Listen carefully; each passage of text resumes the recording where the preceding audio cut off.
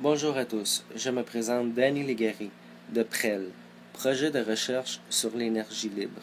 Tout d'abord, je tiendrai à vous remercier énormément de votre support et des visualisations que vous faites de nos vidéos sur Facebook, YouTube et via notre site web. Cela fait déjà 1 an environ que je travaille sur des projets de HHO à temps perdu, environ une demi-heure, 1 heure par semaine. C'est sûr que j'avance pas énormément vite. C'est des projets ils sont quand même coûteux. Et puis, avant de faire des pas vers l'avant, je pourrais dire, faut bien y penser.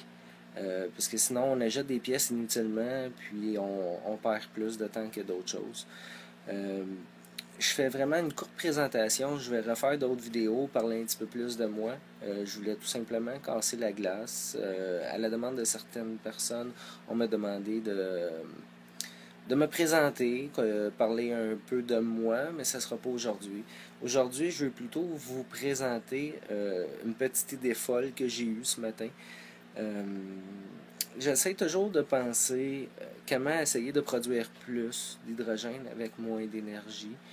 J'ai essayé avec différents matériaux, de l'acier inoxydable, de l'acier galvanisé, le vrai stainless steel du 316L.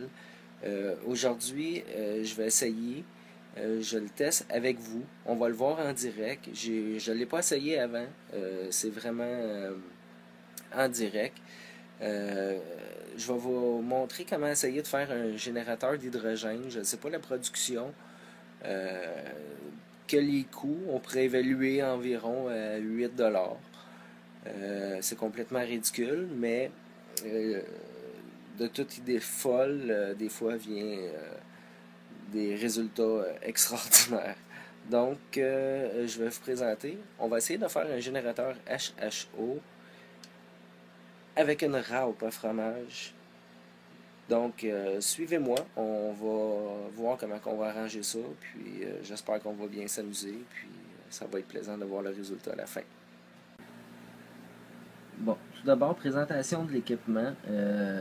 On va commencer avec l'équipement de base. On a besoin du stainless steel. Ça, c'est probablement pas du vrai stainless steel. Ça vient du Dollarama. Ça vaut 2,50$. J'ai choisi ça à cause des trous et de la forme que ça a. J'espère que ça pourrait optimiser peut-être la sortie des gaz.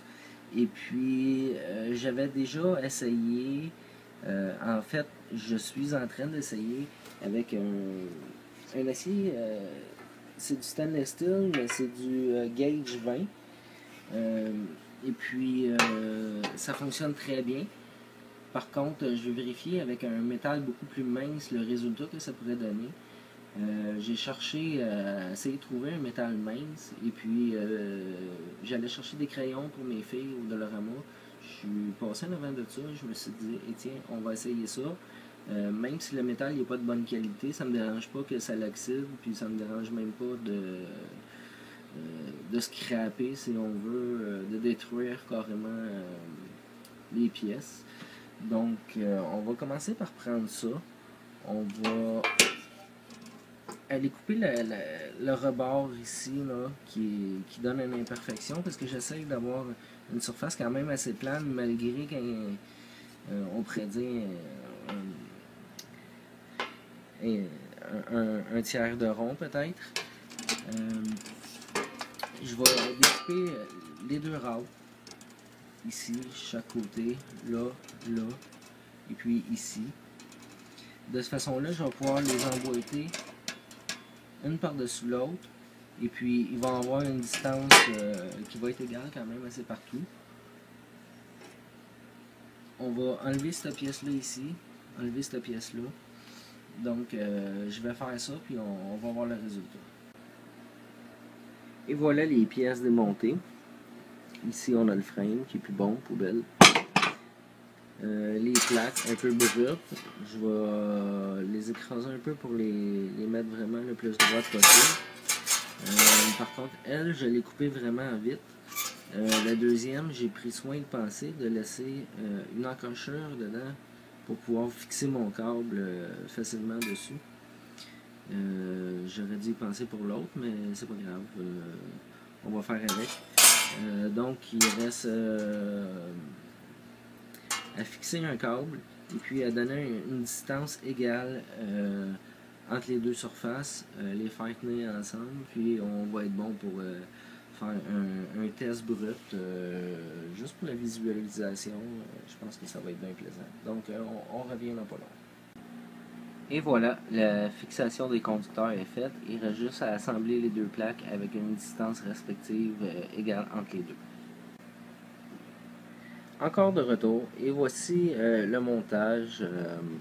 Ça a été fait avec des rondelles de caoutchouc placées entre les plaques pour donner une distance plus ou moins égale. Les plaques sont tenues ensemble avec du ruban d'électricien et puis les câbles sont raccordés. Donc on va se préparer à procéder à l'essai. Et de retour pour l'essai. Avant de débuter l'essai, j'aimerais m'excuser parce que je vois que je cherche mes mots parfois quand j'essaie de vous expliquer les choses. Ça vient du fait que je ne suis pas très à l'aise devant la caméra. Par contre, je vais essayer de corriger ça au fur et à mesure que je vais faire des vidéos. Comme on dit, on va finir par se dégêner et puis je vais moins chercher mes mots et mieux vous expliquer les choses. Donc, on va procéder à l'essai. On va faire un petit essai d'environ 30 secondes. On débute ça maintenant.